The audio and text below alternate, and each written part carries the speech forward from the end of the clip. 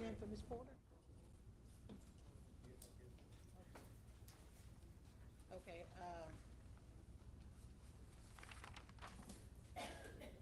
Personnel Committee will come to order, roll call. Present. Dr. Kelly Joseph. Here. Ms. Miranda Watson. Here. Ms. Donna Jackson. Present.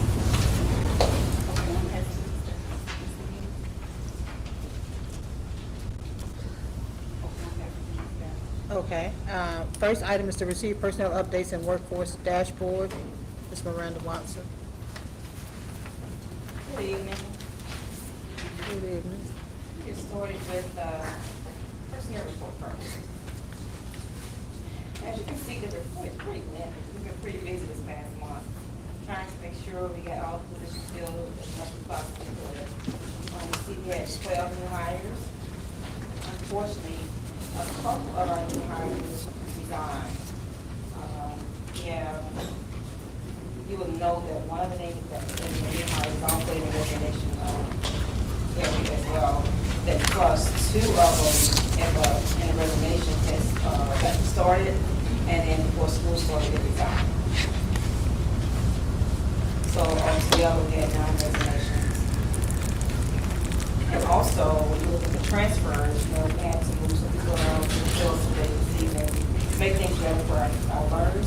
So you see those positions there that have been employed that have been transferred.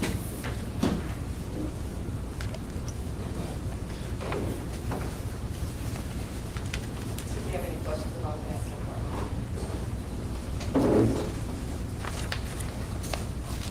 And look at the second page, you'll see the positions that we're constantly applying for. I will note that we have reached out to proximity learning to try to provide some support with ELA. I know that Ms. Butler is hiring, and she has one person, a possibility that we had got a confirmation on her, but now she's going to accept the position. And so I did not list it as a new hire at this time. But she is currently interviewing a person for ELA.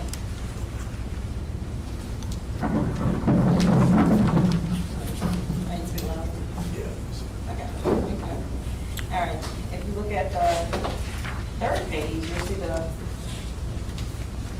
human resources highlight.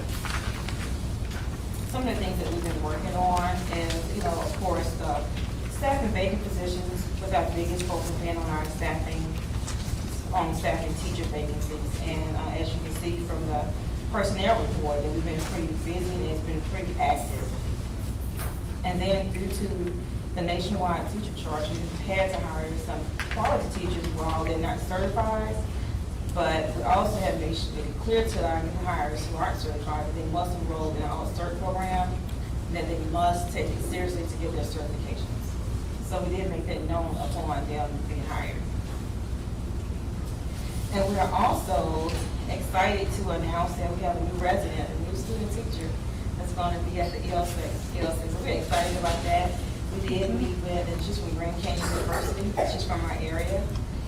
We did meet with her supervisor, Dr. Dickey, and she was excited for us. She's from our rural area herself, and she was very impressed that we reached out to her to set up boundaries as to what is expected on both sides. And so we're looking forward to her getting started, if not the end of this week, next week for sure. And finally, we've also distributed the modules for the school training. So that's not the happy time, but it's the best information for our employees. So they have received those, and they've started doing their safe school trainings for the 25-26 school year. On the last page, you'll see some statistics for our vacancies. At the College and Career Academy, we increased by 3%. We have a total of 6 vacancies at the time, but only 5 vacancies for teachers. And the percentage for our teacher vacancies right now is 82%, and that increased from last month by 12%. Shadas, we have 1 vacancy overall, and that increased by 6%.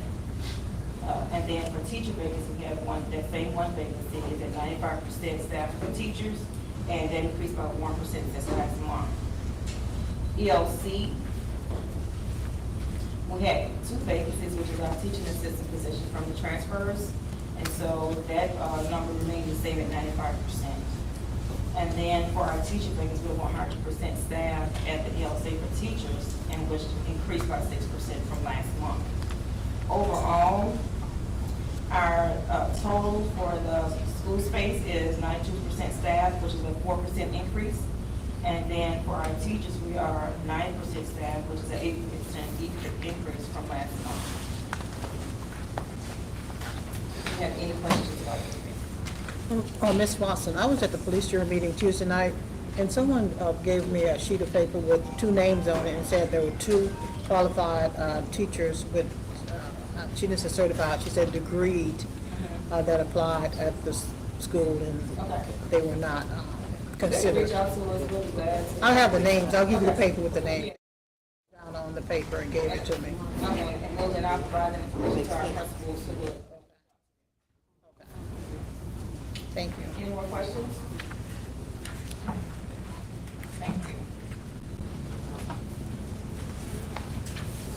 Okay, that concludes the personnel committee. Budget and finance will come to order, roll call. Present. Present.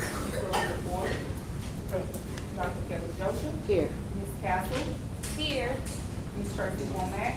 Present. Okay, receive and consider for approval employee longevity and retention stipends. Yes. That evening committee, just want to.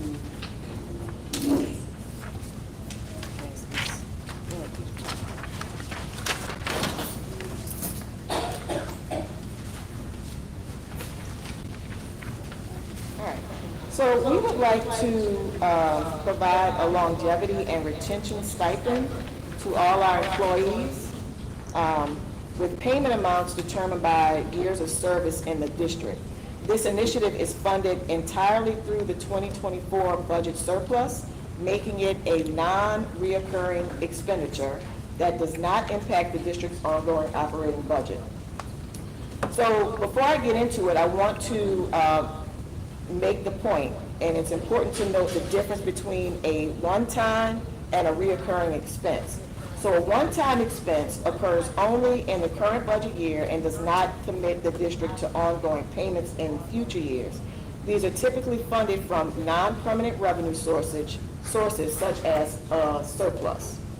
And a reoccurring expense continues annually, such as salaries, benefits, or utility costs, and must be supported by stable long-term revenue. So the funds that will be used for this longevity and retention stipend is from the surplus, and it is a one-time expense. So because this stipend is funded by surplus funds, it will not be issued in future years unless similar surplus resources are available and approved by the board. The purpose of the longevity and retention stipend is to recognize and reward the dedication, loyalty, and long-term commitment of all St. Helena Parish School District employees, and providing a one-time financial incentive based on years of service. The district seeks to honor employees' contributions to learner success, encourage continued retention of experienced staff, and demonstrate appreciation for their role in strengthening the educational mission of the district. So, committee, if you look at the calculation table that is before you, we have the years. The first column is the years employed. So we have a category for new hires. We have 0 to 3, 4 to 6, 7 to 9 years, 10 to 12, 13, 15. That's based on what is written in the salary schedule, okay? So we have a total of 22 new hires, and each of them will receive $1,000. Anyone hired between 0 to 3 years and that's 63 total employees, they will receive $1,500. Any employee employed between 4 to 6 years, that's 22 of those employees, they will receive $2,000. Anyone hired between 7 and 9 years, there are 13 of those employees, they will receive $3,000. We have 12 employees that have been with us for 10 to 12 years, they will receive $4,000. We have 7 employees hired between 13 and 15 years, they will receive $5,000. We have 2 employees hired between 16 and 18 years, they will receive $6,000.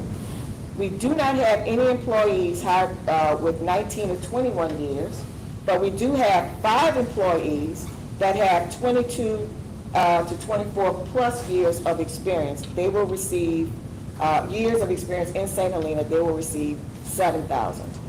So the total amount of employees is 146, and the total amount for this distribution is $329,500. Our total surplus for the 2024 fiscal year was $596,573. So we still have a balance of the surplus of $267,073. $267,073. Do you have any questions at all about this calculation table or any other requests regarding this? Okay. Finish? Okay, any questions? No questions? If not, any questions? I do want to add an item. Since we have so many people that come into the parish and they often seem to want to get whatever we have and then leave. So I'm asking that Dr. Joseph put in writing somewhere 0 to 3. If they leave within that year's span, they owe us $500, and that should be withheld from their last check.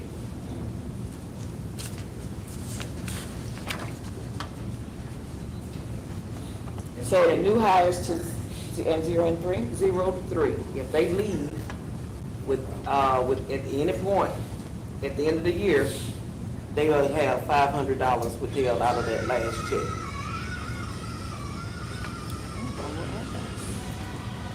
Because they usually, everybody else that I think they should be okay. 4 to 6, that's a lot for them. So show some appreciation for it. And I mean, I think that's being fair to all. 0 to 3 years, because they usually come, get the experience, and they want to bail out on us. So, board members, y'all agree, disagree? Which one, where? On the, what, budget? Okay.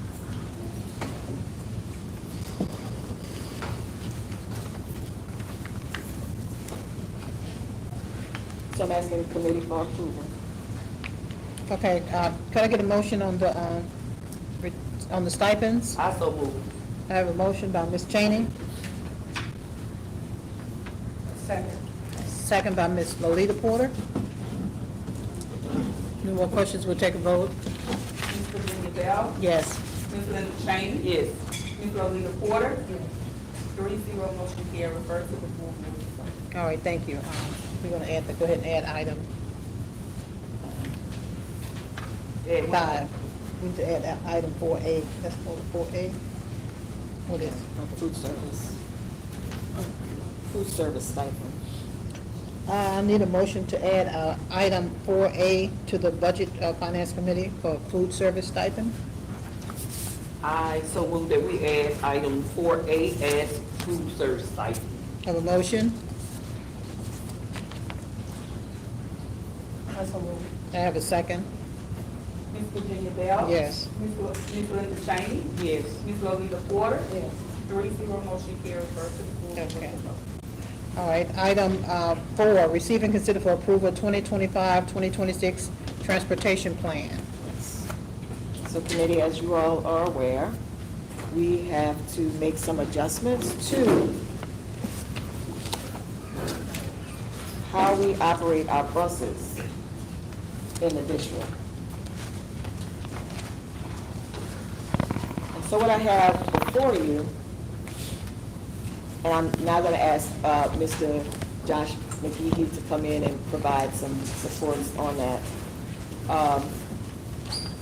So as you recall, there was an incident, and I shared this with you all before the previous meeting. There was an incident in northern part of the state, and it was dealing with third-party bus drivers and insurance coverage, and how was that particular district going to support having, a third-party driver in a, situation that would require insurance to be evoked. So that sent up a red flag with Lorma, and so as a result, they looked at all of the policies that they have with the districts across the state and have decided that they will no longer, or they cannot cover third-party drivers. So we needed to go in and make some adjustments to our transportation services. So if you look at the plan, and did I say that, and if I say anything off, please? That's correct. All right. So what we had to do was look at various options. And you all have the options now in front of you, and you will have to vote on which option you would prefer. And this is all based on having to eliminate a third-party drivers. So that means that the district would either have to subsidize insurance for the contracted drivers, or we take in all of the drivers, under the district umbrella, and then lease buses, okay? So if you look at the sheet in front of you, I'm just going to explain what it is. This is our transportation budget. This comes directly from our 2025-2026 budget for transportation. So the first column lists all of our expenses, okay? The things that are highlighted in yellow are the items that will change as a result of, the issues with insurance. The second column is our actual fiscal year expenses for that particular year. And our expenses for transportation totaled a little over $1 million. The next four columns will be the options that you will have to select from. The third column, which is Ross's lease. So if we decide to lease buses from Ross's, we would need a total of 11 buses, 10 regular buses, and 1 lift bus, okay? And then that would include hiring a total of 23 bus drivers, okay?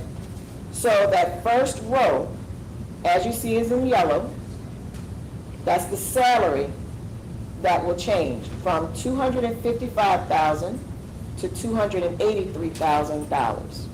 So that cost will go up. The next row that's yellow, that's the bus rental cost. For the 2024 actual, it was $501,822. To lease buses, the total of 11 buses from Ross will cost $273,800. Okay?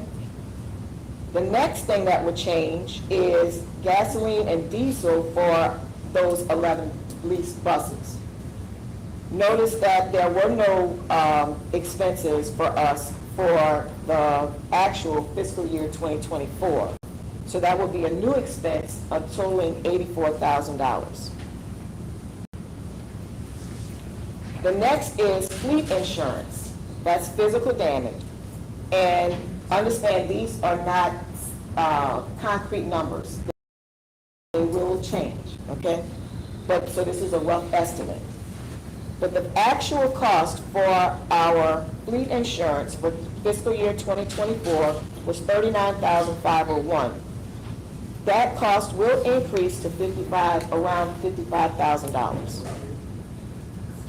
The next is liability, and Mr. McGee will address the liability issue in a moment. So we do not have a cost for liability at this time. Workman's compensation also goes up from $15,601 to $35,822. Medicare also goes up from $4,823 to $12,000. And then LACERS, that's the retirement system for bus drivers, goes from $87,641 to $140,000. So overall, within that budget, to lease buses from Ross would be $1,044,060. Any questions about that?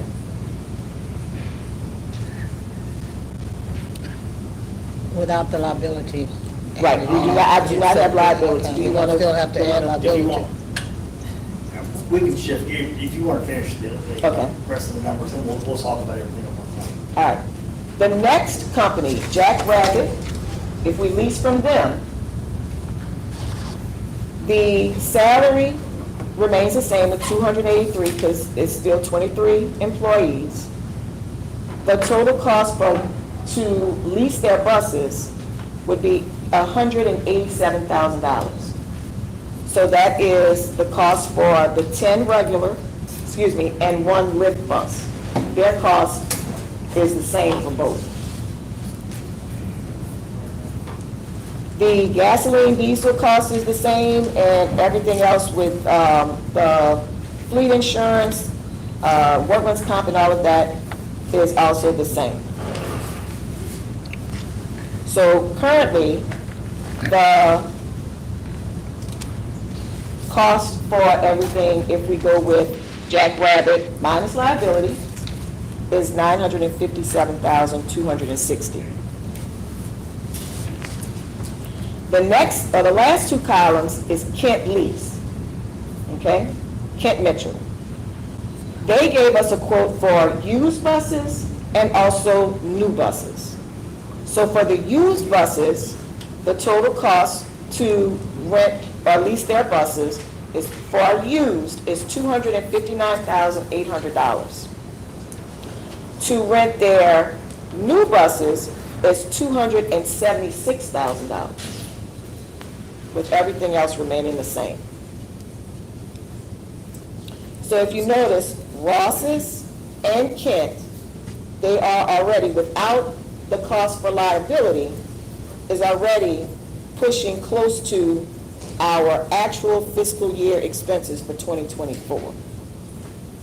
So that means that the cost moving forward would be more than what was the actual for fiscal year 2024. So we will have to pay more.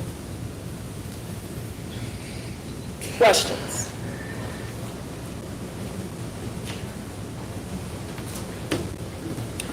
We're leasing these buses, but we're picking up all the expenses associated with it.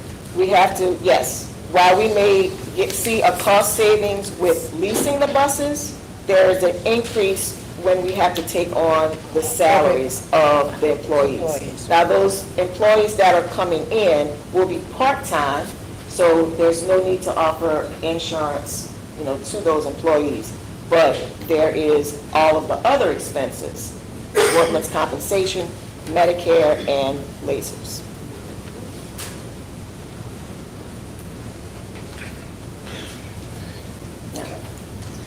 I'm going to backtrack a little bit and cover it, make sure we're all on the same page.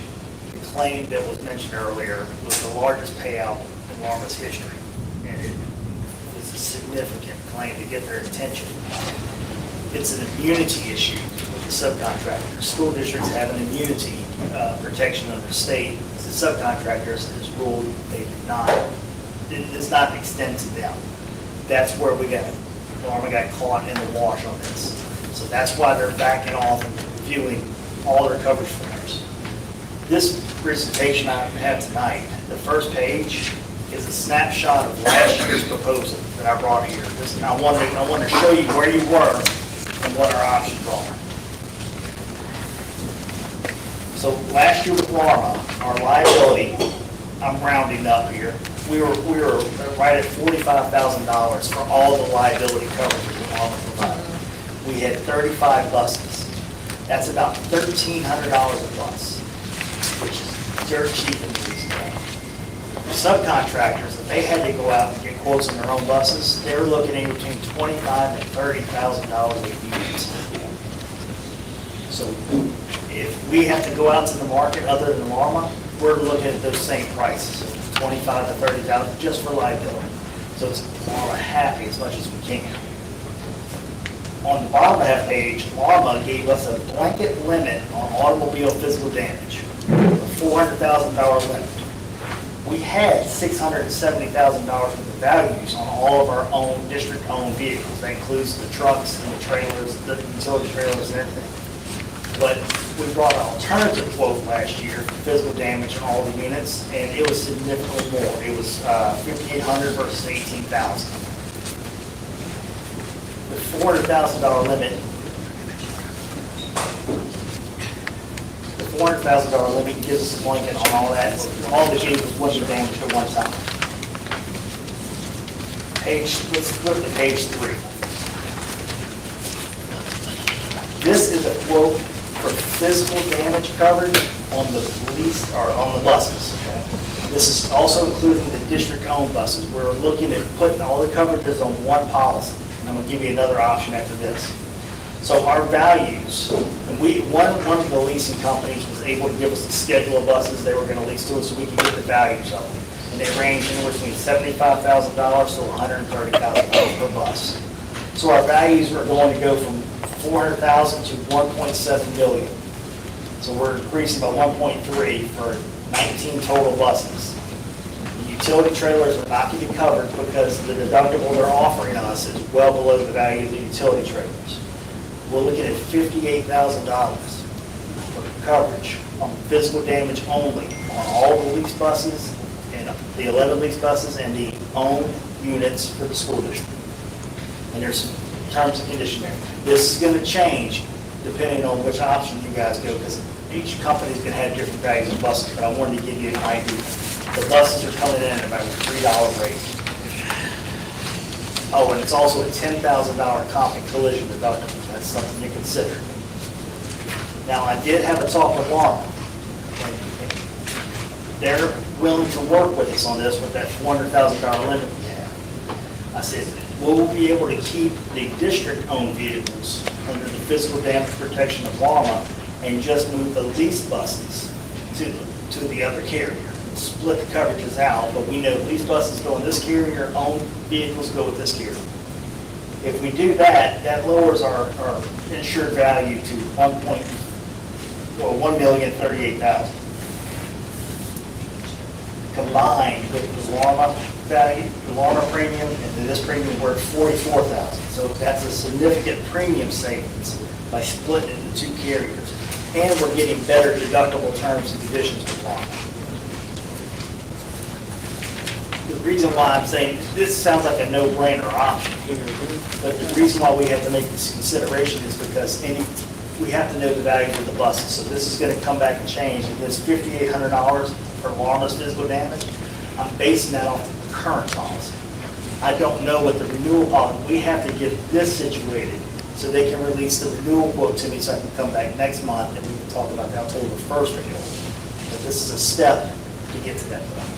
We have to take care of the buses schedule so they know how much to rate the buses. But we're not going to beat Lorma's rate for liability anywhere else. Okay.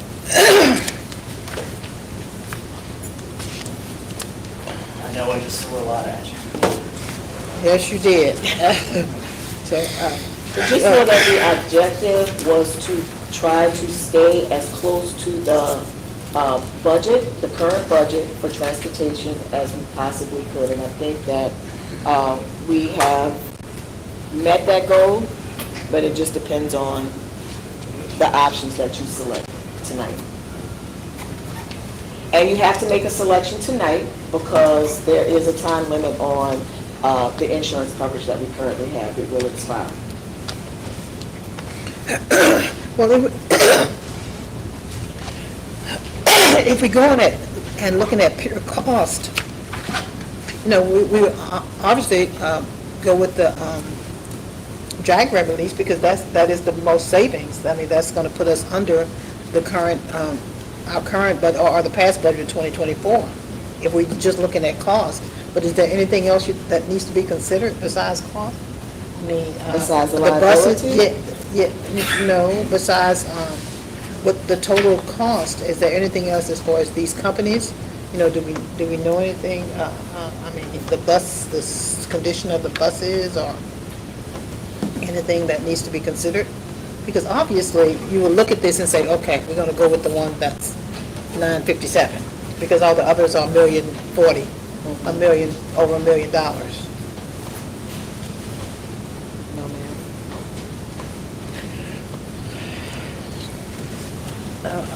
Okay. All of the numbers are actually rough estimates. You won't know Right, that we don't know, until- right, so we're looking at the rough estimates, and from the rough estimates, we have one that's much lower than the others. Who's our committee? Ms. Cheney, and Ms. Porter, What? what are y'all thinking? I'm suggesting that we use Jackrabbit lease, Based on just the Based numbers on alone, the huh? numbers. The numbers? and we wait on that, option. I'm looking at the option of the one with the 44. Okay. Option number 2. Option number 2.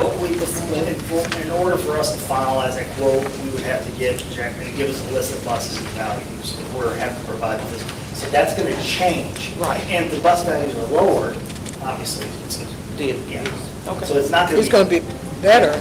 Yeah, and your bus schedule is going to shrink too, because last year I think we had 35 units on there, and you don't need that many. Right. That's a bad draw for Lawmer being so cheap. It's not going to drop as much as you're shrinking your schedule, but if it was a $20,000 per year, you would see some significant savings, but we are going to see some savings, even if they have a rate increase because our schedule is shrinking. And that's good considering what we were under, I mean, what we were worried about and stressing over. Even if Lawmer, I'll always kind of pencil in at 20% when they're in my head. Even if they come in at 20%, we're still less than $2,000. Yeah. You can't get a personal automobile insurance for that. Yeah, I just looked at my house insurance, I mean, everybody, all the insurances are just, it's ridiculous what they're going up. So,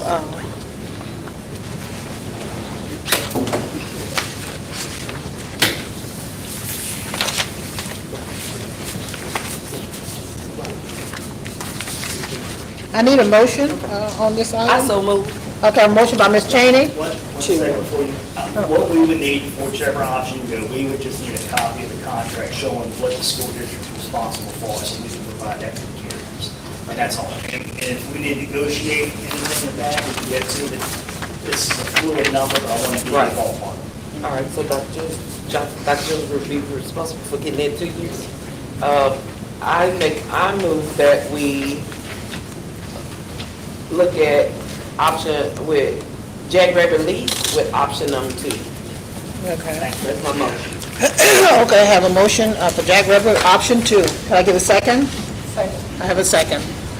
No other questions, we'll take a vote. Ms. Linda Bell? Yes. Ms. Linda Cheney? Yes. Ms. Elizabeth Porter? Yes.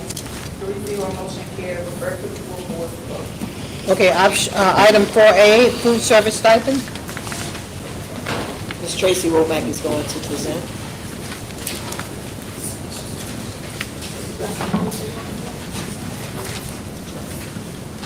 Good evening, Board. I'm going to wait till you pass it out so we can have it in time.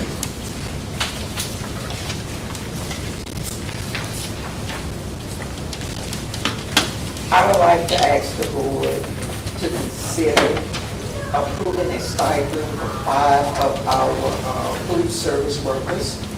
Let me justify some of these things I may not be aware of. Within a 2-week period before school started, I lost 4 employees, which was a manager and 3 employees, due to some retirement, sickness. So I had to make some moves, bold moves. So if you look at the flyer that I handed out, and I got it broken down where just that one manager, with that manager, with the staffing was making, that was over $100,000. I hired 2 new people, which was $43,000. And the difference was $57,156. This will not mess with my bottom line at all. This is money that I already had. And what I'm trying to do is, one manager will be managing 2 schools. And I feel that that manager should be rewarded because she's doing the job of 2 people. 2 people. So I'm asking for that particular manager, it's in front of a $5,000 stipend, and this is just for this year, you know, until we can get things going. If we can't get it, we'll come back to the drawing board next year, okay? I'm asking for Ms. Jasmine Giles, which she would be running my warehouse and another school. I'm asking a $3,000 stipend for her. For each one of the schools, I'm looking for a leader to assist that manager because that manager can't do everything by herself. And I'm asking for these 3 leaders $2,000, which come up to $14,000. If you take that $14,000 out of the $57,000 that I have left over, even if I need to hire 2 additional people, I still have the money because the beginning salary of is still under $22,000 for a manager. So I believe these people work hard, you know, it's a lot, you know, and I think people should be awarded for their actions. So I'm asking y'all if y'all would please consider these food service stipends. Okay, so the food service stipend was actually an action item, so you're gonna need approval on that. Yes. So this went on as an action item, so we need a motion to approve the food service stipend. Okay, let me just say this, to clear the air. This is a one-time stipend. Yes, ma'am. This is nothing reoccurring. We do not have the funds for reoccurring salaries. Right. Okay, so this is a stipend that she's asking for. Right. Okay, so I so move. Got a motion by Ms. Cheney? I need to make another clarifying point. Ms. Womack is not instead of hiring new people to fill those spots for people who quit, she's giving more responsibility to the staff she currently has. Right. And in doing so, giving them the stipend, which will, you know, yeah, And we it'll know- help over the budget. And we know a lot of our employees work extra hard. And this is a one-time thing for them, to just show some appreciation. That's right. I solely believe on rewarding people when we can. And if that's the case, let's do what's right. Especially if they take on additional Additional responsibilities, never complain, and getting the job done. I'm definitely for it. So I so move again. All right, got a motion by Ms. Cheney. Second by Ms. Porter. No other questions, we'll take a vote. Yes. Yes. That concludes the budget and finance. The Education Committee will come to order. Roll call. Ms. Porter.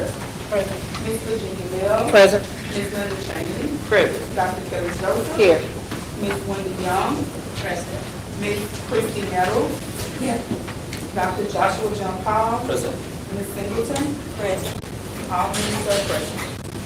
First item is to receive and consider for approval the MOU between Next Level Education Services, LLC, and St. Louis Parish School Board to provide career and industrial-based courses for high school students.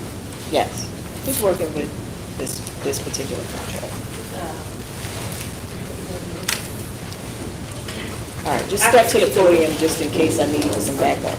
So Next Level Education Services will provide career and tech coursework for our high school learners, and we're excited about this opportunity for them. So they are an educational institution that provides career-focused certification programs to prepare individuals for immediate employment in high-demand industries. The program includes training in phlebotomy technician, nursing assistant, EKG technician, medical assistant, and patient care technician. Over the past 2 years, this company has graduated and certified over 200 participants, more than 85 securing immediate employment in their respective fields. So by collaborating with this company, our high school aims to expand opportunities for seniors to gain hands-on, industry-based training that supports their career goals and aligns with regional workforce needs.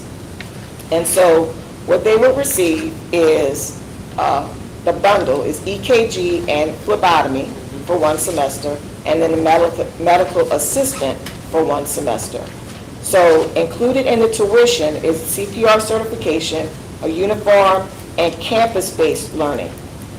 So the total price for, we have to have a minimum of 10 kids in the program, and each kid, the total cost per learner is $3,270, which totals $30,270, and all of this will be paid with CTE and grant funds, and there will be no impact to our general fund.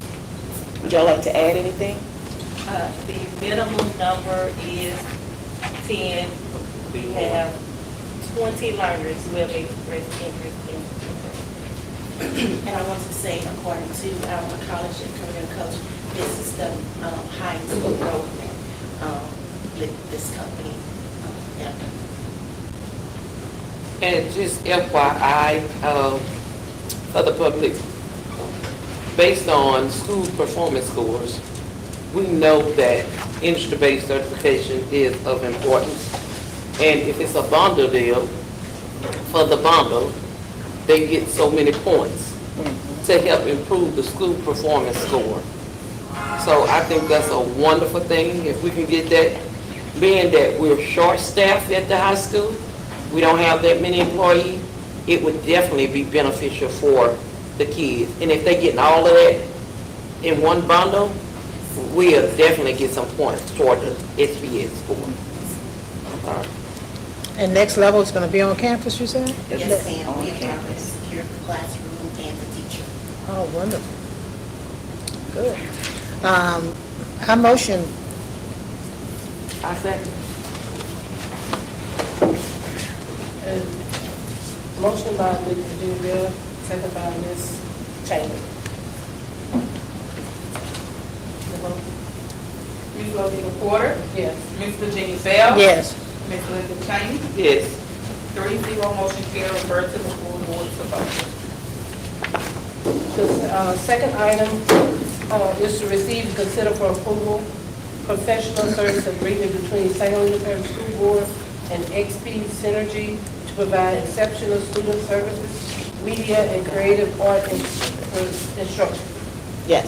So as you all should know, we already have an agreement with this organization through Opportunity Now, where all of our exceptional learners receive lots of workforce-related services, right? They get those experiences. What we want to do is expand it to Project Create, where we have a multimedia course where the kids will receive training in that particular industry or in that particular field. They will receive internship hours and receive pay for doing that particular work. There are a lot of other benefits in this partnership.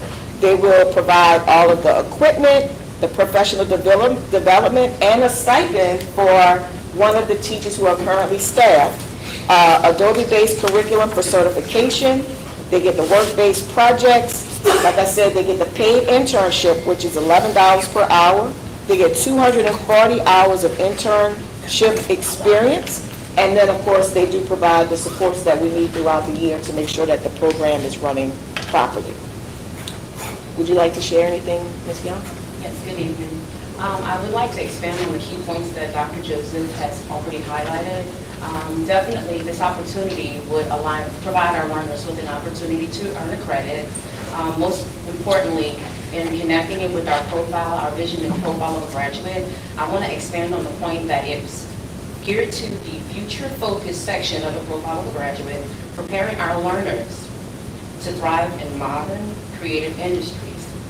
So essentially, this opportunity, it's a great opportunity for our learners. Expanding on the stream of grants mentioned by Mr. Greg Lewis, it's an opportunity that will benefit our kiddos, our learners, and allow them to be future focused and having that opportunity to thrive. Any questions? The total cost for this is $28,000. But we will not, once again, general fund will not be touched. This will be paid through a grant. But we get the money basically back through the equipment that will be purchased, the internship hours, and the stipend that will be paid to our learners in the program. And this is in particular for our exceptional learners. A lot of times we focus on just our regular ed kids, right? They are the ones that we look to get the CTE certifications and all of those things.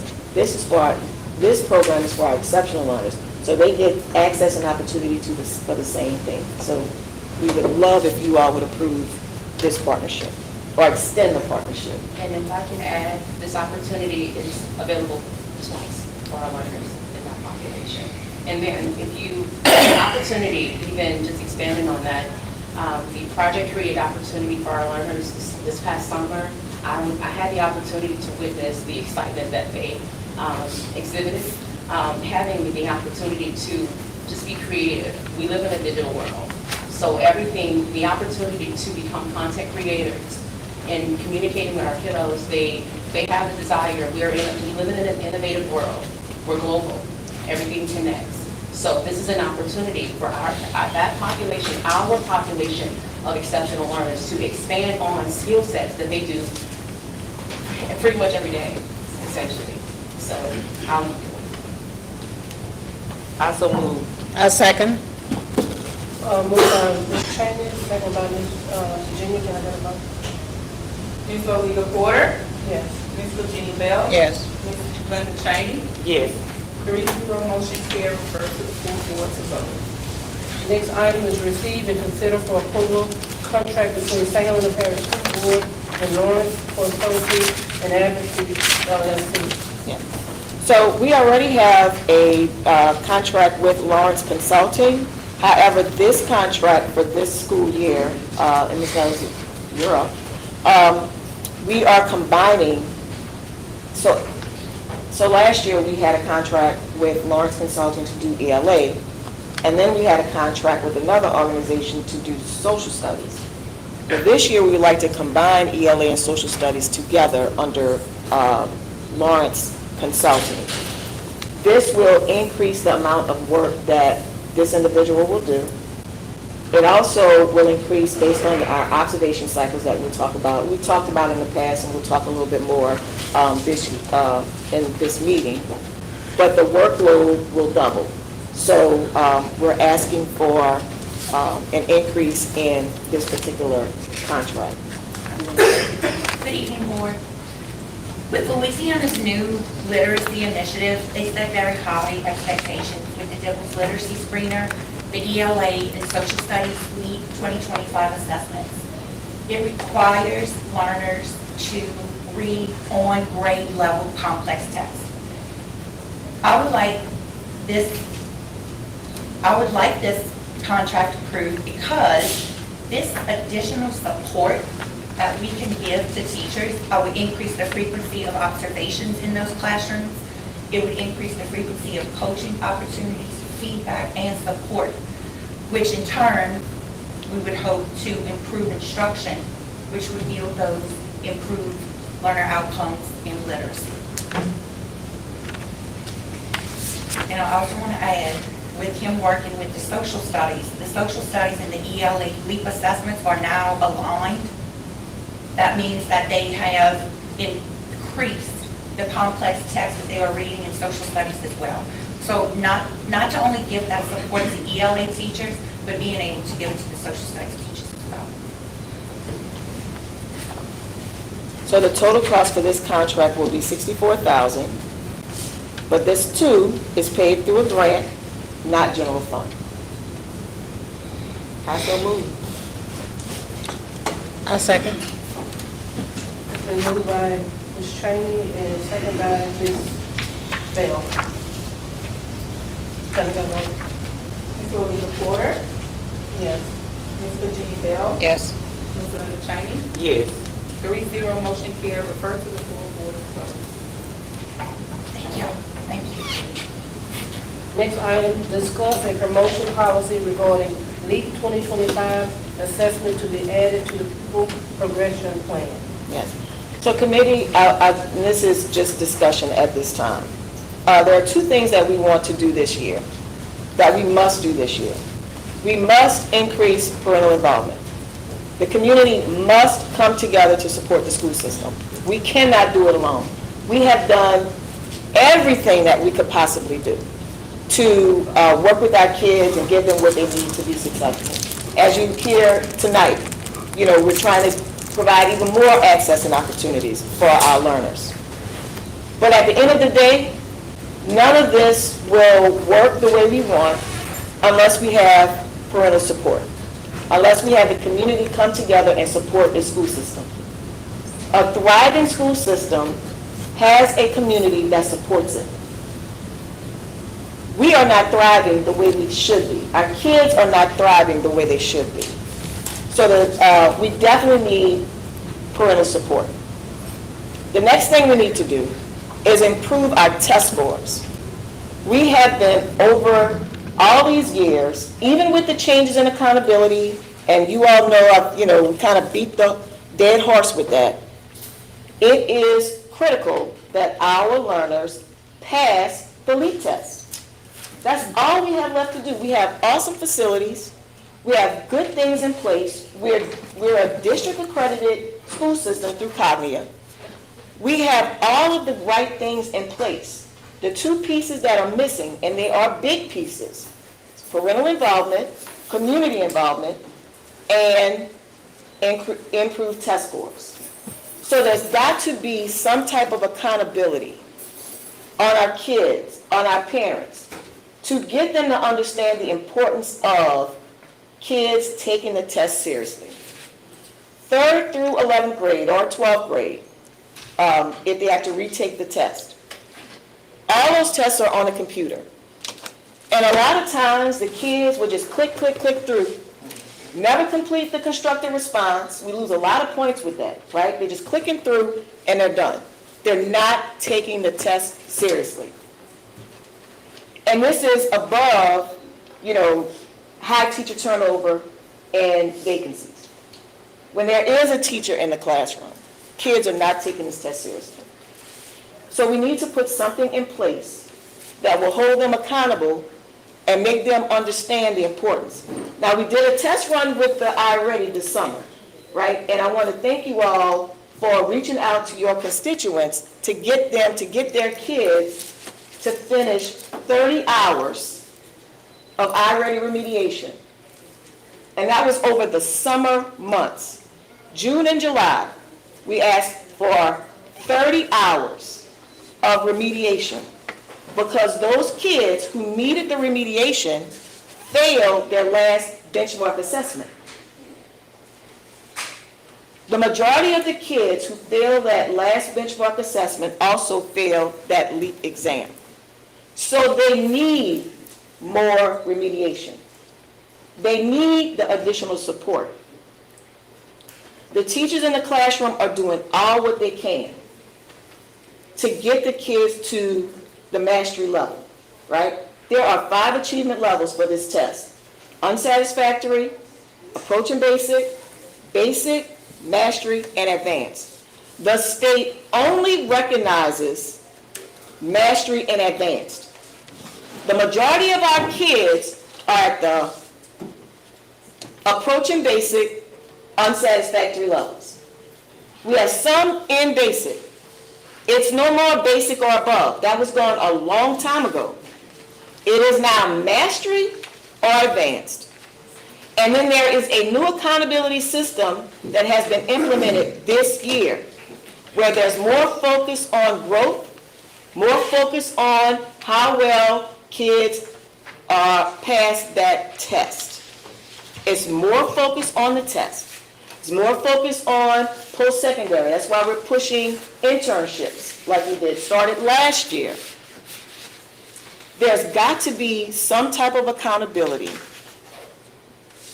in place to get these kids and to get our parents to understand the importance of passing the test.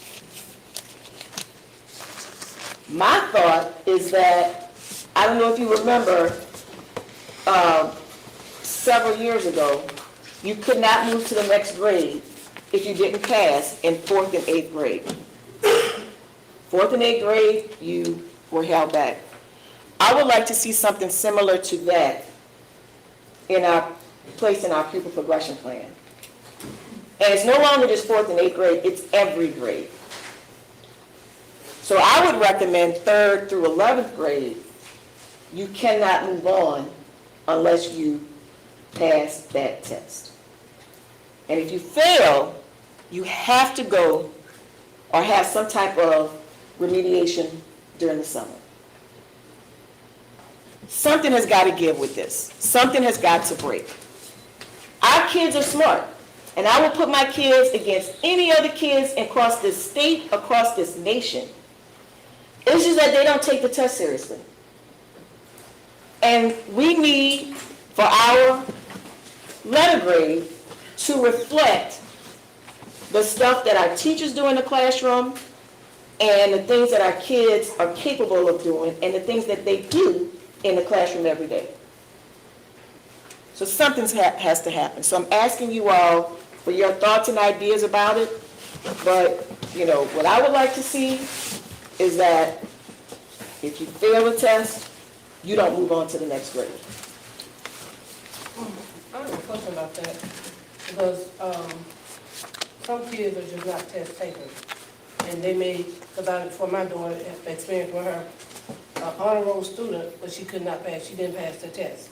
And that took a lot out of her. So what are we doing for kids who are honor roll students and they just failed the test?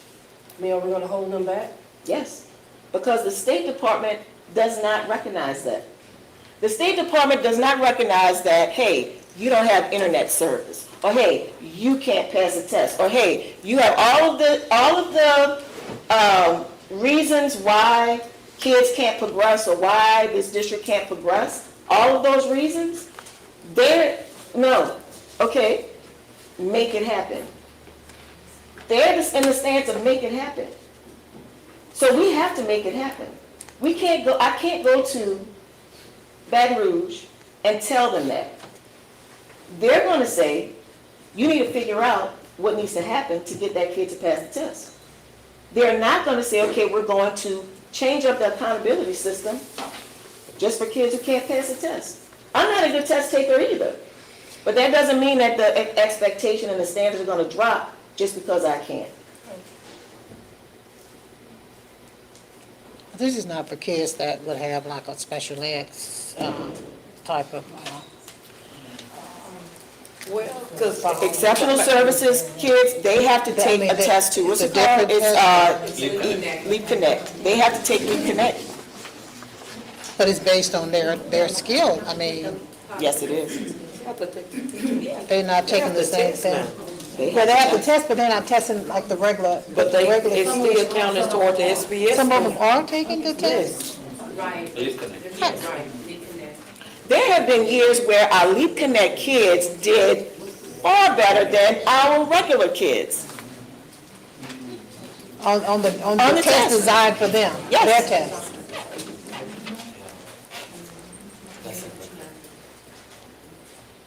And anybody in the audience, if you have some thoughts or like to share your ideas, please come forward. But something, we have got to do something. And it has to happen this year.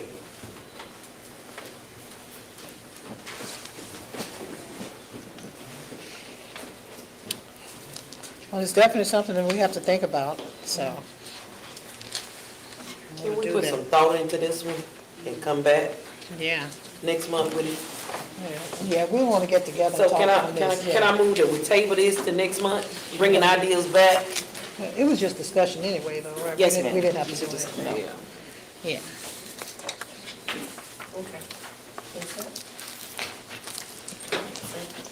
If there's no more questions or comments, this concludes the education committee. Health Advisory Committee come to order. Roll call. Ms. Joyce Porter, Present.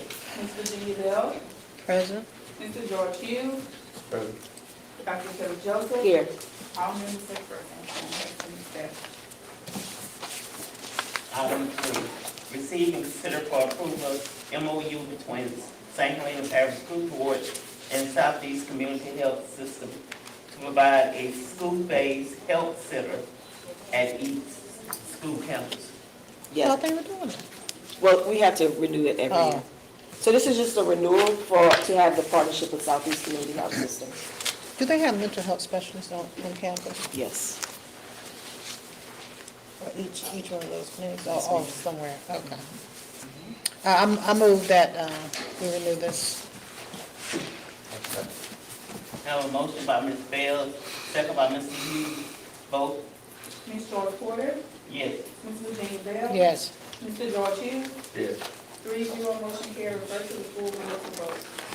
Item 4, receive and consider for approval MOU between St. Helena Parish School Board and Southeast Community Health System to provide a licensed professional counselor, behavioral health coordinator to assist with the coordination of service to learners provided by SCHS school-based site employees. Yes, committee, this is also a renewal that, is brought before you every year. And this is the partnership where we help provide, I believe, just a quarter of the salary for that particular position. Licensed professional counselor. We have one at each school or just one? It's just one. And we pay $15,000 a year, That's our portion. yes. I move. It's been motion by Ms. Bell, second by Mr. Hughes. Vote Ms. Joyce Porter, yes. Ms. Virginia Bell, Yes. Mr. George Hughes, Yes. 3-0, motion carried, refer to the full board to vote. If no other items disclosed, this meeting. All right, moving right along, already. We get started. Principals, teachers, and staff. Dear Heavenly Father, we give you all the glory, honor, and praise in all things. Lord, we know that you know all things about us. Lord, we know that you're the creator and maker of all things. And we know that you know all things from the beginning to the end. We know that it's you that makes all things possible, Father. We ask for forgiveness of all of our sin, Lord, whether it be omission or commission. Bless us all and bless this day of new beginnings. Smile upon this staff and student body and surround us, Lord, with soft manner of your love. Cover us with your precious blood. Teach this community to follow in your footsteps and to live life in the way of love, faith, hope, and charity. Amen. I pledge allegiance to the flag of the United States of America and to the republic for which it stands, one nation, under God, indivisible, with liberty and justice for all.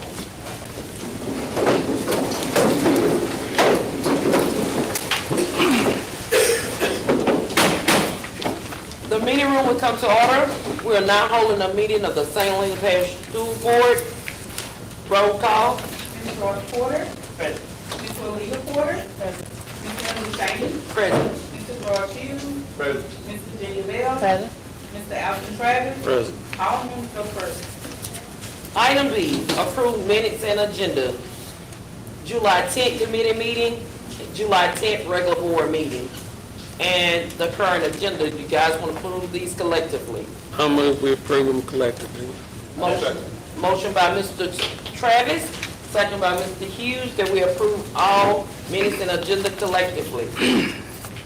Any questions? No questions? Shall pass by general consent. Item C, superintendent's report. Good evening, Board. Good evening, everyone in the audience, and welcome. Just have a couple of things. Can you, Ms. Leatrice, start? We have some presentations we'd just like to share. I would like to share with you all the number of learners that we now have in the district this school year. So if you look at the chart, you see the number of kids that we have per grade level, and based on each school. So at the Early Learning Center, we have a total of 249 kids. At the Arts and Technology Academy, we have a total of 312 kids. And at the College and Career Academy, we have a total of 450 kids. That's a total of 1,011 total learners in our district. If you go to the next slide, I'd like to share with you the trend, our enrollment trend since 2020, and that's since COVID.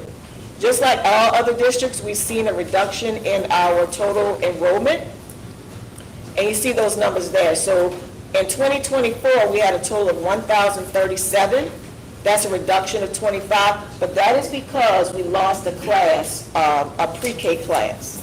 So that's why the majority of that is because of a pre-K class that we lost. And I believe that started in 2023? 2023. We lost, instead of 3 classes, we're now down to 2.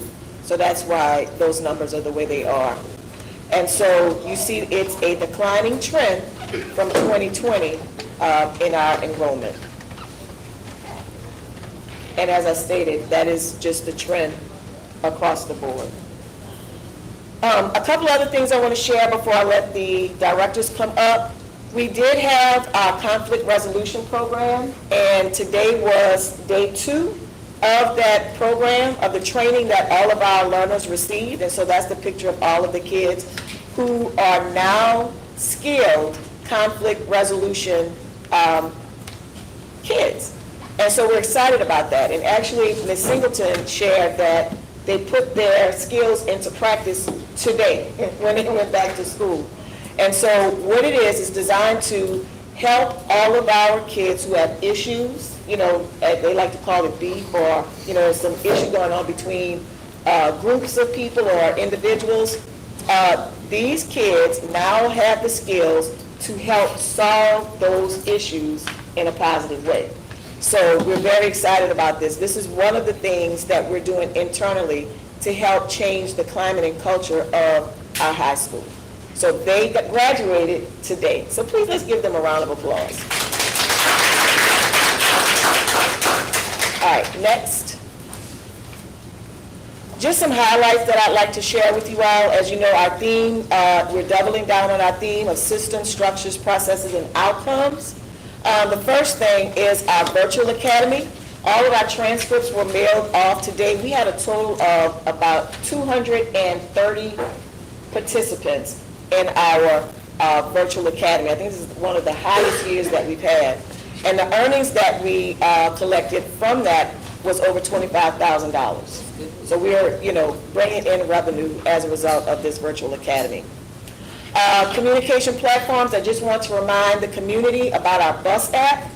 We ask that they sign up for the bus app. It's like a Uber technology where you'll know where your child is, you know, at all times on the bus. So you'll know what time the bus is coming to pick your child up and what time your child is going to get dropped off in the evening.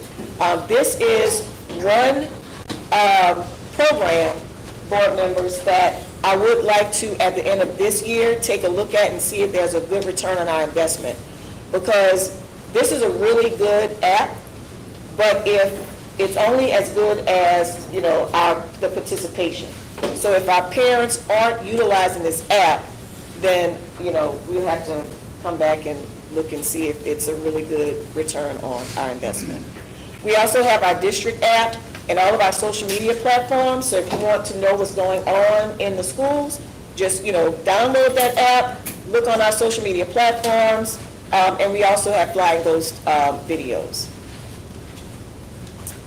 Another thing I'd like to share is our Blueprint to Excellence, our strategic plan.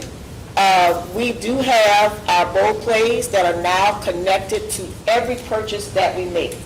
So anytime anybody wants to make a purchase, I don't care if it's a pack of pens, it all has to be connected to a bold play or an action item within that strategic plan.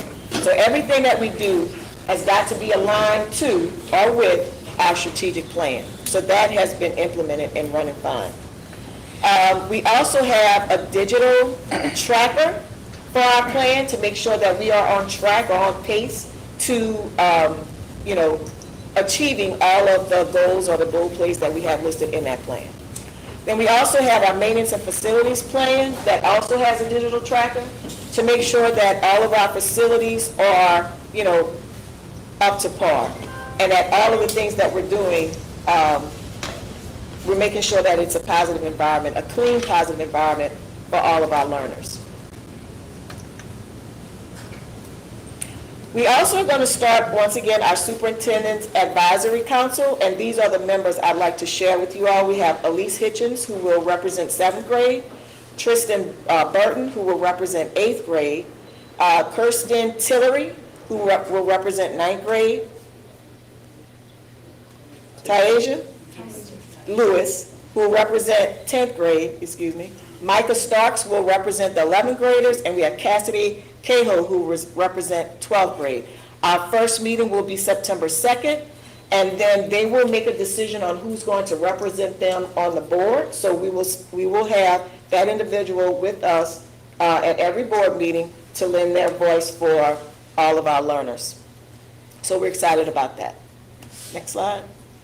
All right, next we'll move into our director's report, and we'll start off with Ms. Donna Jackson.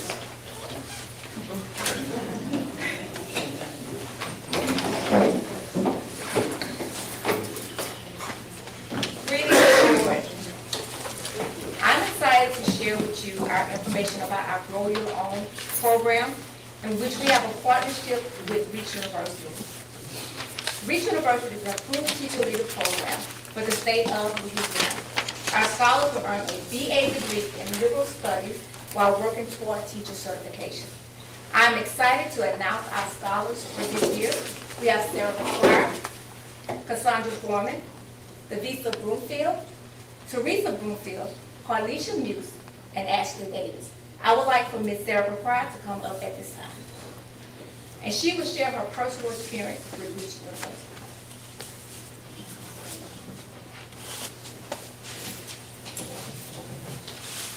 Good evening. Good evening. I just want to share with you all about my personal experience with Reach. It's been a challenge, but it's an excellent challenge. I learned from, it's prepared me for my certification and everything I need to know for all of my practices. They prepared us to the T. They prepared us for classroom management, lesson planning, anything that we need, we think we may not need for a classroom setting, they're preparing us for it. Anything that we might have a little bit of confusion for, they're there to help you with it throughout the way. So, I think it's a really good program. No lie. It's a really good program. So, hopefully, I will be done this coming May.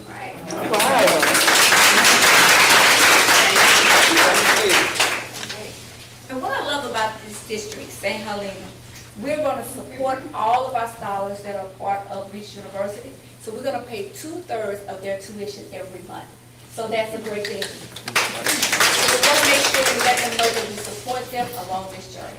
Any questions? How much is it per month? It's $75 per month. $75 per month. They pay, 25 and we pay 50. Thank you. And I just want to add to that, if I can, just stick my nose in there for a moment. All of these are our local Yes, own. yes.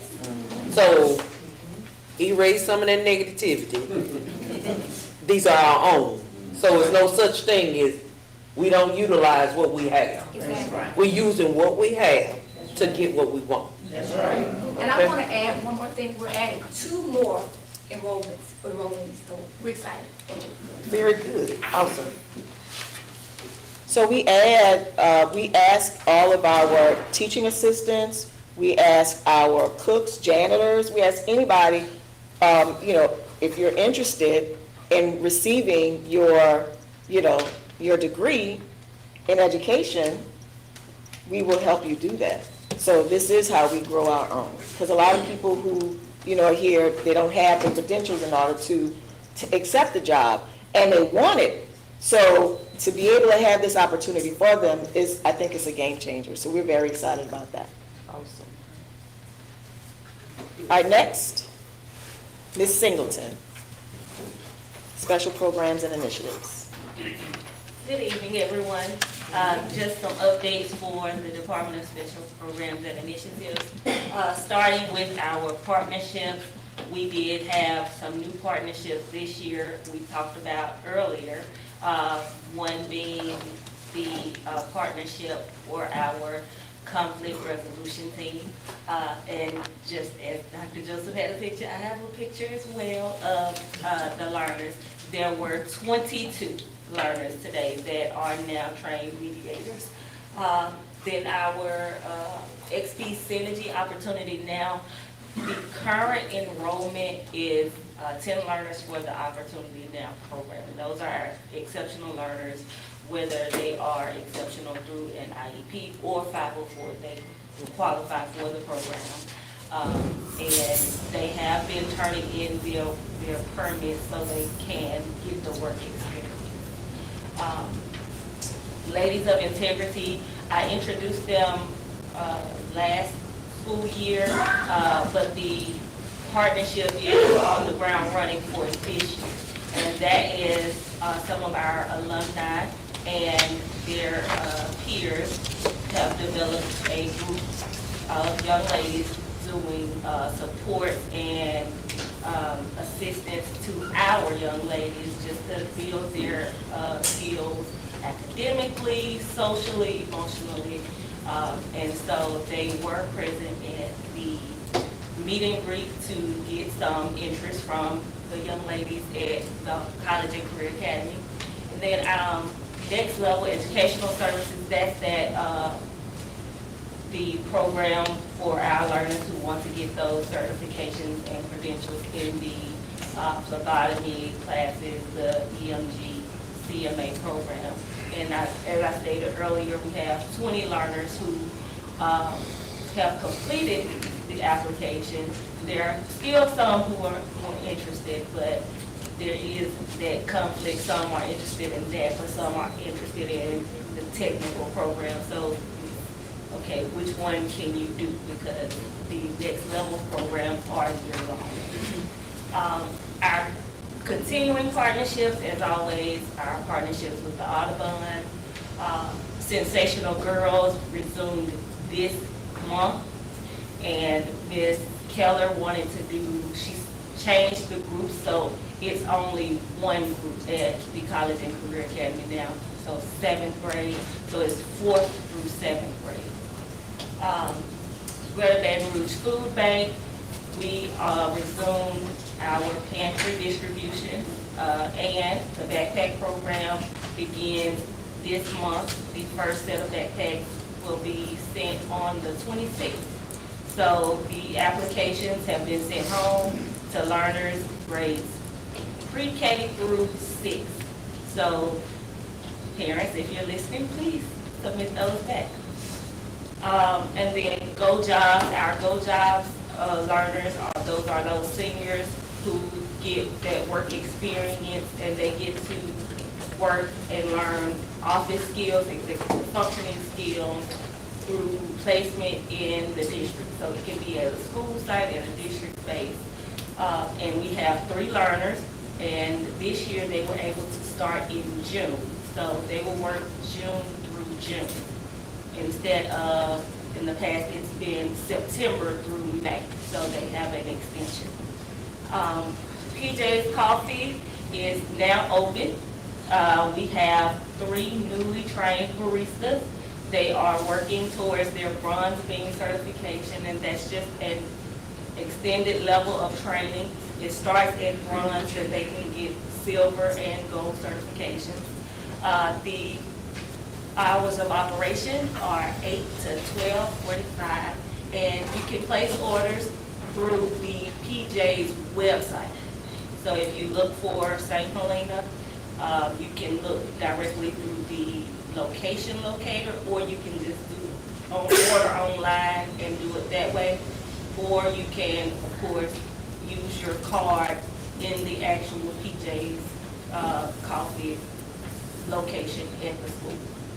And please note, PJ's is not just for the kids, it's for anybody. It is we are franchise owners, so anybody in the community can come and get a cup of coffee and whatever else, treats that we have in the store. So everybody, please sign up and come get some coffee every day. Yes, and the first time you can get it is September 21st. Oh, not September, August 21st, correction. August 21st at the meeting, at the open house for the high school.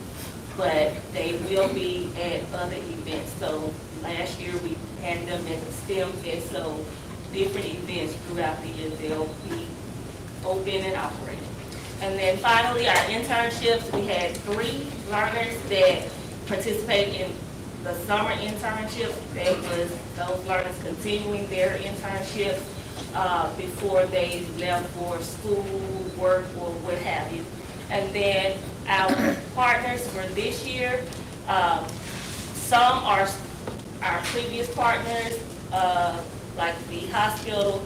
We have 4 intern spots for the hospital, and they do have to have a CNA or some type of medical certification. So that's where that next level will come into play. DIMCO will have 1 intern. The police jury is increasing to 2 this year.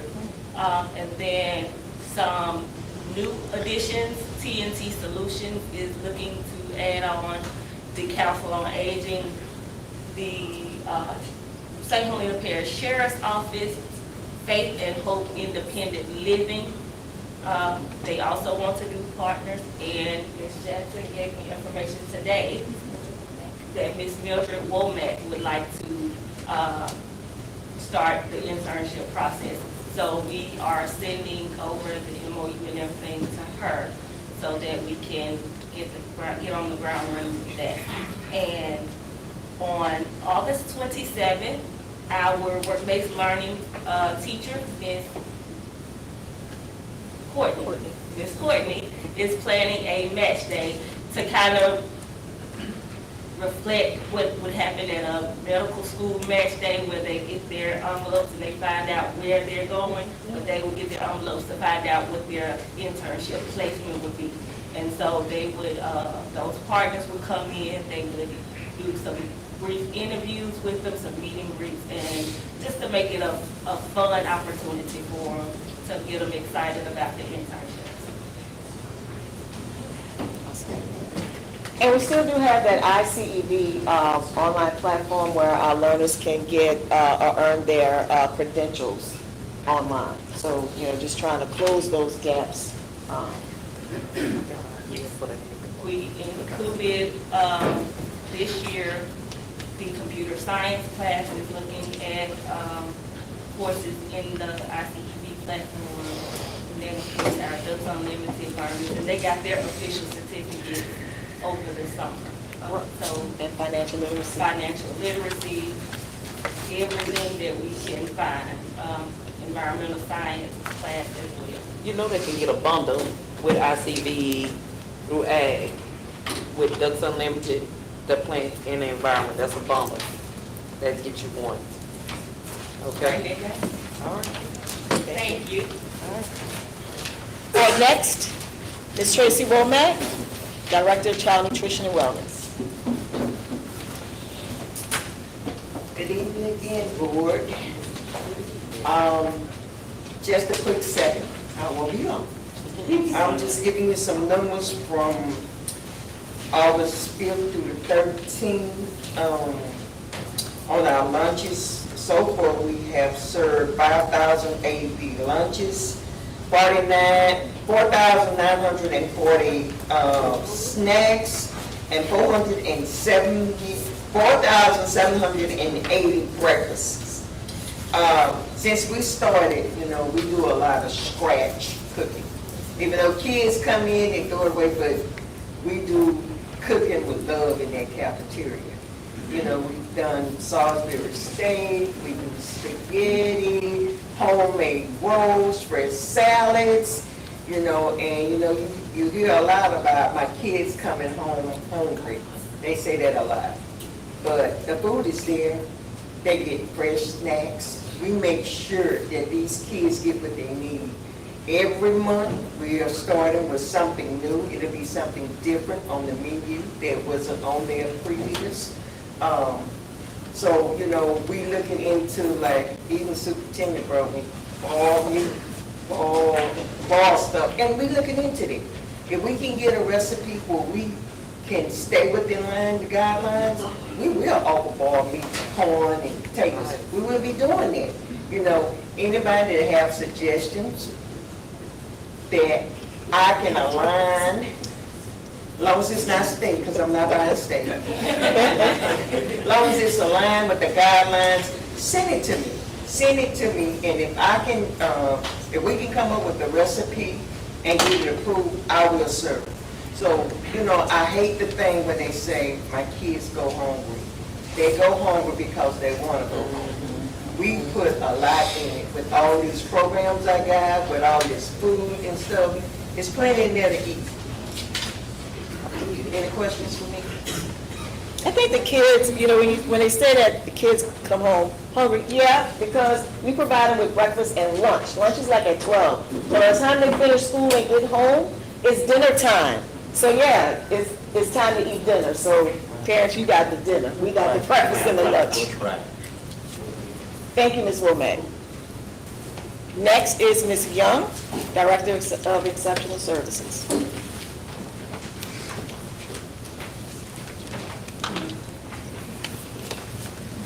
Where's PJ? Good evening again. Right now, you are being issued a snapshot of our exceptional service learner reports towards our population.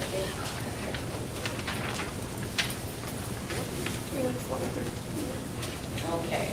Now, if you notice, it's itemized by numbers and grouping. Collectively, Category 1 encompasses our learners from pre-K all the way to 12th grade. Now, the total, it's a breakdown and a combination, it's a collective combination of learners who are receiving instructional minutes related to cognitive needs, speech therapy services, occupational therapy services, adaptive physical education services, and lastly, it would be physical therapy services. Each category, again, and not to mention gifted and talented, because diverse learners, we have learners on all, it's very broad, very diverse. So we have each category broken down. I'll start with pre-K population. We have 4 learners. Kindergarten, we have 12. First grade, 14. Pardon me, I'm struggling to see this. It's a little down here, but for second grade, we have 16. Third grade, 27. Fourth grade, 28. 37 learners for fifth grade. 39 for sixth grade. 33 for seventh. 8th grade, 27. 9th grade, 29. 10th grade, 18. 11th grade, 34. And 12th grade, 25. So that's a total population of 343 learners. And again, this is a combination of all learners, and you'll look at category 5. We have the categories broken down. This encompasses all learners who are receiving instructional service for minutes, primarily supporting our learners with ELA and math needs. We also have adaptive PE. That would be our learners who would need that physical support due to a combination of physical impairments. Same with OT, and of course with speech therapy services, our goal is to horn in and allow our learners to expand so that they can articulate and express and communicate effectively. Also, the breakdown of this snapshot includes our exceptional learning service staff members. In total, we have 14 teachers, paraprofessionals 4, speech therapy services, we have 3, occupational therapy services 2, adaptive physical education 1. Number of teachers in the learning space would be 13. I look forward to sharing more in-depth view of, providing a more in-depth view of everything that we have to offer in our exceptional service department. Thank you. Thank you. Next, we have Ms. Christy Nettles, Director of Academics for ELA and Social Studies. Good evening, board and community members. One of the things that I'm going to talk about first is the Summer Reading Program 2025. That's our online reading program where the learners read 3 on-grade level texts. Then they take a test. We call it a test, but it's almost like a book report because they're able to report on, the key details, characters, what they thought about the book, and that's what I like to read. The responses when it says, one of the last questions is, would you refer this book to a friend?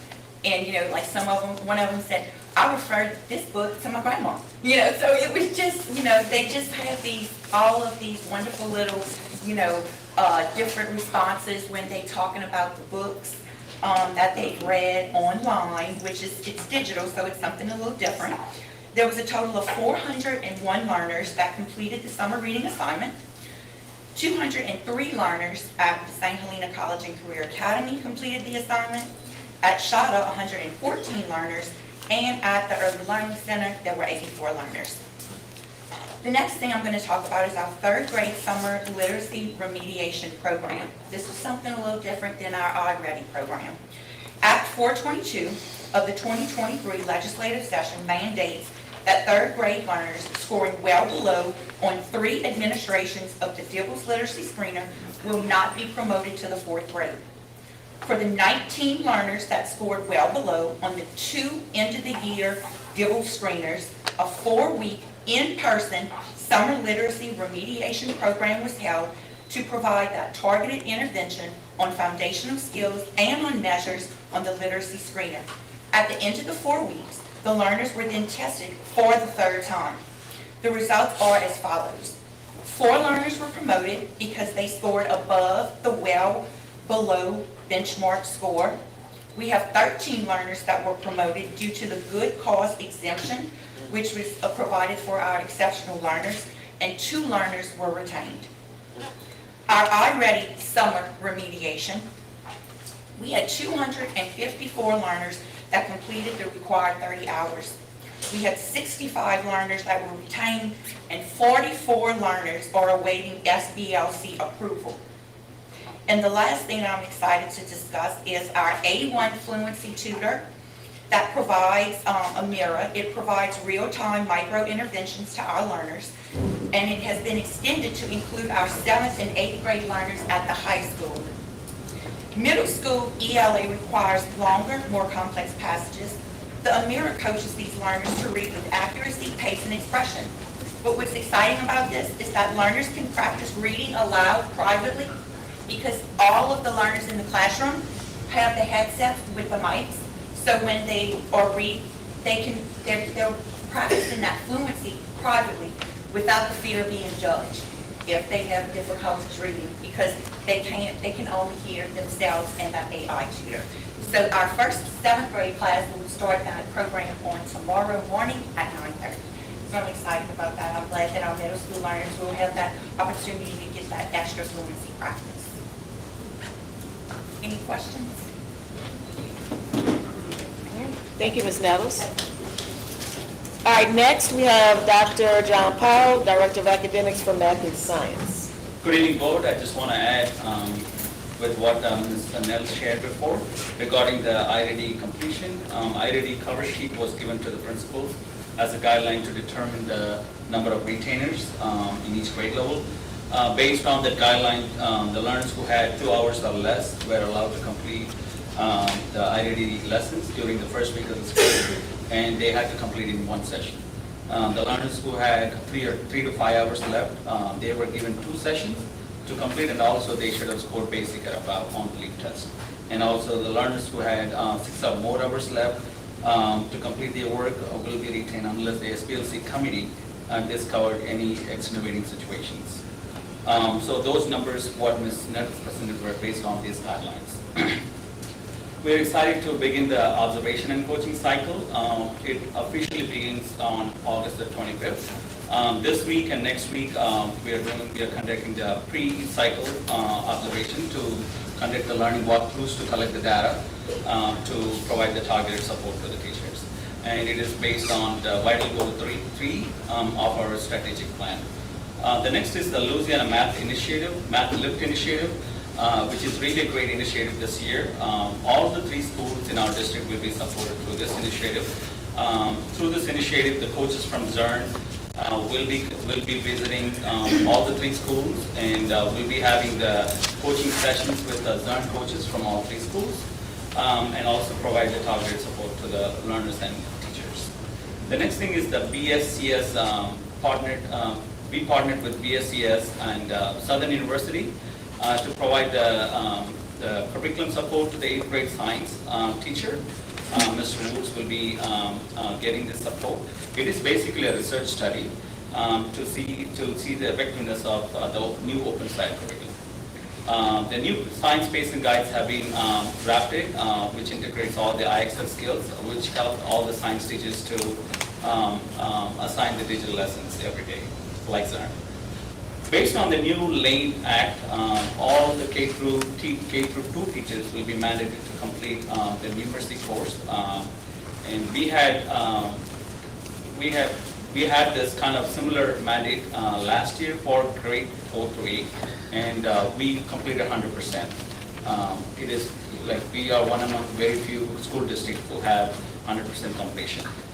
The next is the numeracy screener, which is coming up this year. This year will be the learning year, and 26-27 will be the implementation year. Because there are some reporting, not the issues, we will not have a full-fledged report from the KITE state platform. We have to have our local screener, which will be called KITE. So basically this learning year, we will have 2 screeners, and the teachers and test administrators are already trained for the local screener. We are waiting on more guidelines regarding the state screener. Through HG grant, all K through 8 teachers will receive the ZERN kits, and it has been already purchased.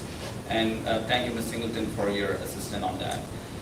Lastly, we have the new curriculum for Algebra 2 and Geometry. Over the summer, we had the curriculum review committee, which consisted of all the teachers and the admin and the district leaders. And we decided to go with Envision Status, which is really an extensive program to track the learner progress every day. So this is for Algebra 2 and Geometry. When is our STEM event, our STEM NOLA? STEM NOLA event is coming on September 11th. So we will have one event in the fall and one event in the spring. All right, and share your good news with the board and the community. So I've been selected as a teacher leader advisor from the state. All right.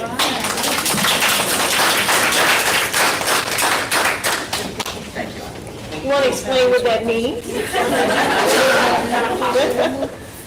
I'm still trying to learn. I approached the state on that. I served on 3 different committees, the assessment item review committee in the past, and also the range finding committee through VRC to understand how type 2, type 3 questions are graded. And I'm excited to share that information to our teachers, and I'm working on preparing the presentation on that one. And I was also part of the standard review committee. I think this teacher leader advisor across the state, I will be required to travel every now and then to provide the support to different school districts. So that's what I learned so far. All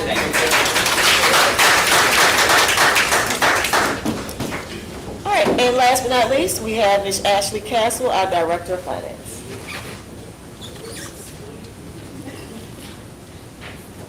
Hello, good evening.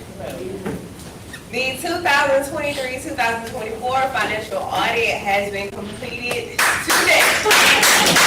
This has been a long, hard process. A couple of hardships coming in 2023. The general ledger had not been reconciled properly. The books and ledgers had not been closed for 2 prior years. No standard processes were in place for a smooth transition for me to come in, as far as just being given a guide on what it is. As a result, we had substantial reconstruction of the financial records that was required to bring the accounts to a reconcilable and an auditable state. Delaying the presentation of accurate and financial statements, and also turnovers within the financial auditor's firm as well, delayed the entire process. Through all the hardships, we made it. So, being that the financial audit is over with, and encountering all of those hardships, our only finding was that it was late. That's it? That's it. Yeah. So gathering all the financial documents, reconciling, closing, keeping everything, getting everything on track, we only was found that it was late. So. That's good. Good job. All right, so our auditor, they recommended different things, established procedures to ensure uniform guidance. They suggested just getting on track with turning things in on time. And as a result, for the corrective action, I was enrolled in a year-long business manager cohort for the Louisiana Department of Education. I completed that. It was to help increase compliance and efficiencies within state and local reporting. I also was enrolled in the Louisiana Association of School Business Officials, and going to those conferences, it helped me gain knowledge for reporting, compliance, CFA preparation, and audit requirements to ensure that we can keep staff, decrease turnovers within our department, and make sure I turn in everything to the state. So things were put in place to make things better. I'm hoping, and I am very confident for the years to come, that we will not have this late finding, and things have been put in place to keep things going. So I'm hoping for great things for St. Helena with our audits and our state turning. Awesome. Great. That's the conclusion as well. Thank you, Ms. Castle. And then on August 21st, I have a personal meeting with the State Superintendent, Dr. Brumley, to discuss ways the Department of Education can support our school system. So I will have a very candid conversation with him to talk about how his staff can come in and support us a whole lot more. So that's happening on August 21st. So I appreciate him, being able to spend that time with me on that day. So this is the start of the school year, and so we're very excited about that. I'm very grateful for the staff, the directors that we have. They're very capable, very competent individuals who really work hard to make sure that our learners are successful and that we close the gaps and provide more access and opportunities for them. At this time, we will let Mr. McPherson come up and present. Oh, is it all three of y'all? Oh, excuse me, all three principals. Mr. McPherson from the Arts and Technology, Ms. Smith from the Early Learning Center, and Ms. Butler from the College and Career Academy. Good evening, board and community members. We are proud to present to you the first days of school.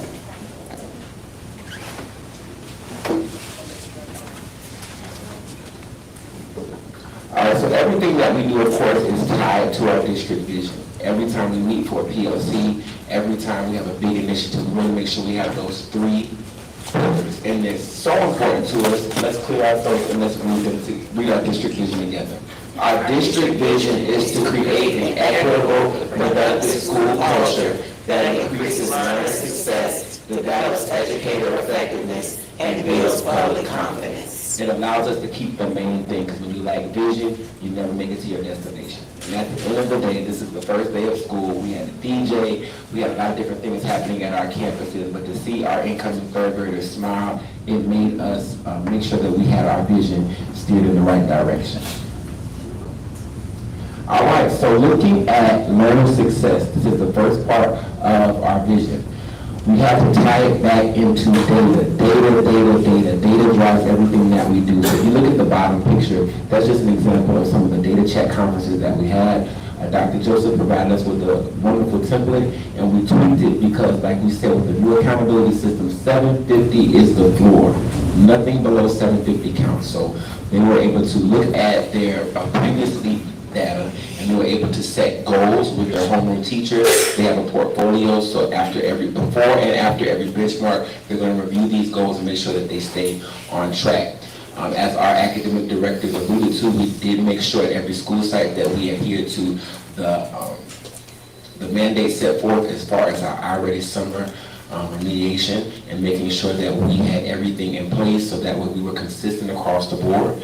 We also decided to start our SBLC meetings sooner rather than later to address any learner needs, and we have decided to even look past I-Ready and look at some of our learners who were in that well below area, and make sure that we started the year off strong to evaluate them or just reconfigure their supports as needed. And we wanted to implement our curriculum. Yes, we had routines, we had procedures, but we do not have time to waste, because if we do not master this curriculum, if we do not master these standards, the learners will not be able to become successful, especially with this new accountability system. Now I present to you, Ms. Smith. Good evening, board, Dr. Joseph. Moving on to our next pillar, which is educator effectiveness. We spent a week long prior to the start of the school year doing a week-long professional development with all of our staff. That's pre-K through 12th grade. So we made sure that all staff were, they received the professional development pertaining to their content area. We've also, even though it's the second week of school, started our PLC meetings. So we've already gotten started with PLC meetings that will happen weekly on Wednesdays. We are already in classrooms making sure that Tier 1 curriculum is being implemented and utilized, and that we are using Bullseye to walk through as a walkthrough tool as we're going into classrooms using a 5x5 model. And that is 5 minutes, 5 classrooms a day, making sure that we get into these classrooms and that we are observing, seeing that this curriculum is in place. And passing it along to Ms. Butler. Good evening, board members, community, and Dr. Joseph. So I have been tasked with delivering the third pillar, which is public confidence. I'm starting with an open house and parent data meetings. We did that during our first week. To back up, open house will be for the College and Career Academy. It will be Thursday, August 21st from 5 to 6 p.m. Also, we incorporated our fire and bus drills. Also, our updated, keeping our social media updated, our J Campus postings. That's those communications that come to all stakeholders through J Campus in the form of text messages, phone calls, and emails with important information in our school system. Also, we were focusing on our safety protocols. Also, I want to recognize our community partner news forums. They were available to assist at my campus during the first week. The news family was very instrumental in supporting our staff and learners. They partnered with the staff to do classroom walkthroughs where they were pleased with the structure and procedures. Also, we are looking forward to continue partnerships, not only with the news family, but all our partners, because they their insights to St. Helena College and Career Academy. It's very invaluable.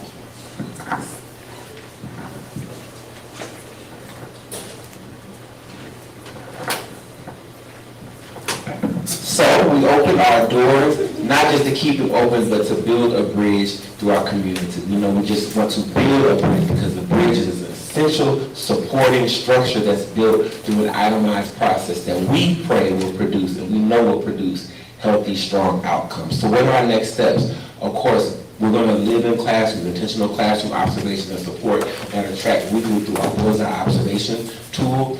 We want to ensure that all of our structures, all of our procedures that we have in place are consistent from the start of the year to the end of the year. We also want to make sure that we provide our parents with frequent opportunities to visit the school sites and to have an active voice in their learners' education. Finally, we believe that the systems we establish and the procedures we follow in the beginning determine the strength of the outcomes we see in the end. We started strong and we will finish even stronger, and we will produce soaring, winning outcomes. Why? Because we are and will forever be. Hashtag St. Helena winning. Thank you.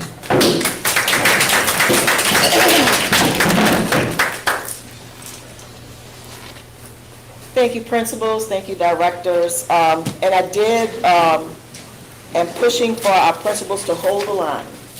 Hold the line. We have clear expectations, we have clear procedures, we have policies, we have rules and guidelines. And I am pushing for them to hold the line. If you need to have on, a solid color jacket, you come to school with a solid color jacket. If it's stated that you can't have cell phones, because that's not our policy, that's a state policy, then you don't have the cell phone. If we say this is the time where you get to go to the restroom, or this is the time these things are going to happen, we will be consistent with that throughout. So, principals, I'll say it to you in front of everyone, you hold the line and hold everyone accountable and make sure that they rise to the expectations, because no one rises to low expectations. And so we are 7 days in, board members, and these are all of the things that we have accomplished. Two things, once again, we need more community support. We need community involvement. And the second thing, we have got to improve our test scores. And all of the things that you heard tonight are the ways that we're going to make that happen with this new accountability system that's set to take place this school year. So with that concludes my report. Thank you all very much. It's August, it's the first month of school. All right, next item, approved committee reports from August the 14th, 2025. Motion by Ms. George Porter, second by Mr. Hughes. Any questions? No question, shall pass by general consent. Before we close our meeting, we do have a candidate that's running for tax assessor here that would like to speak. So, Ms. Tanner, you can come.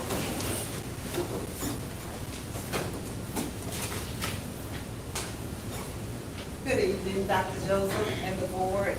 I would like to announce that I am a candidate for the tax assessor for St. Helena Parish. My number is number 2. I'm asking for your support. I'm asking for your vote on October 11th. Early registration, early voting will be September 27th through October 4th. Also, I want you all to know that I will be transparent. I will be fair. And also, I plan to modernize the technology in the assessor's office, if you all allow me to lead in that office. Once again, my number is number 2, and I do need your support and your vote. Thank you.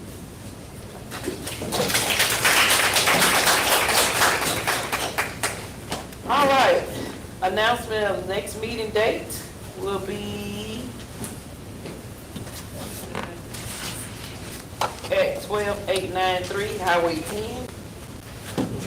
Greensboro, Louisiana, 70441, which will be on September the 11th, 2025. Closing comments, any board members? I just want to say that I hope you all have a marvelous, awesome year this year. And principals, I've given you all my number. I don't get around as much as I used to, and as much as I would love, but you still can call me. I can talk to you over the phone. Because I got some bad ones in y'all system. They're not my children, but they're my grands. You call me. But, and I also would like to send a great shout out to Ms. Nettles and Dr. Joseph. I know you all was tired of me calling y'all this summer. Please give me the update of I read it. I say, Lord, if my phone rang one more time, but I read it. But I say, you all, thank you so much. Some of the parents, I told them, I say, now, you knew this in May when you received your child's report card.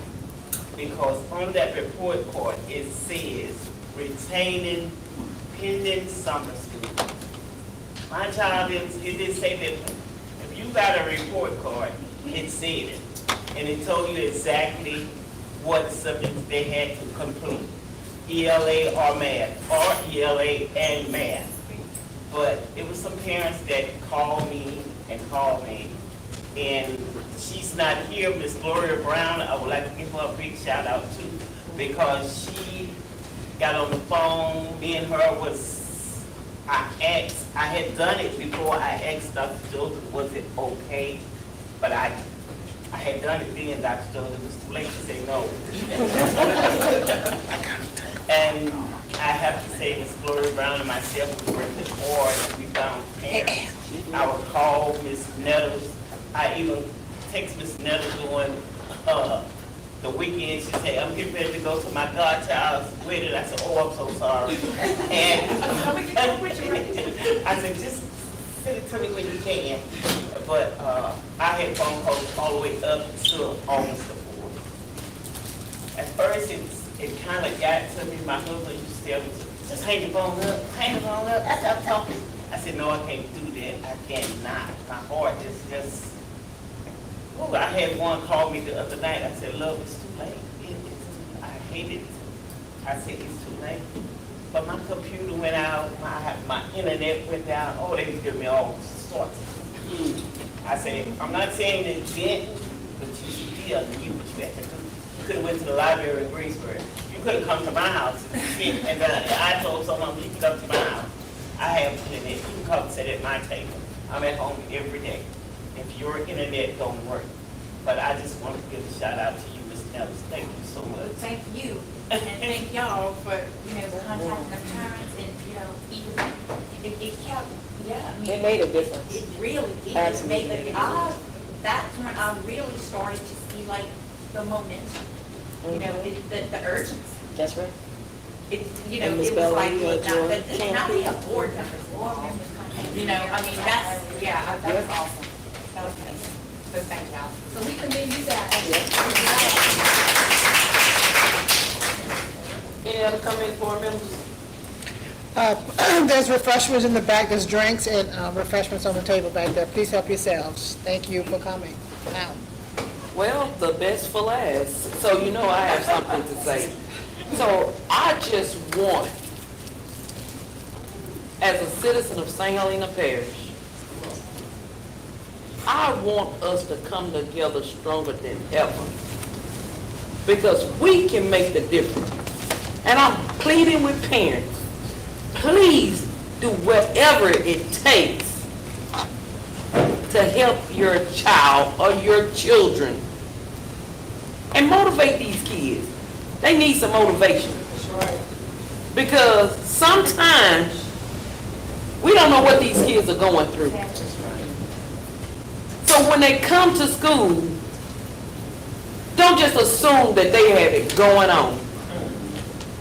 Sometimes just a little conversation with them to see what's going on with them. Don't jump down their throat. They may not have the right thing on, but you don't know. That may be the only thing that they have to put on. So have some kind of sympathy with these kids. I'm not saying, please believe me, I'm stern, I'm firm, but I'm fair. And I know that we can make a difference in St. Helena Parish if everybody in the community just come together. Stop looking at what he said or she said and come together to make a difference for our kids, because these are our kids and it's our future. And if we don't take a stand, we're going to lose some of them. I'm telling you, we can make a difference. Parents, I'm live again. Please help your children. Motivate them to do what's right. And that is it. Can I get that last close? Oh, yes, this meeting is adjourned.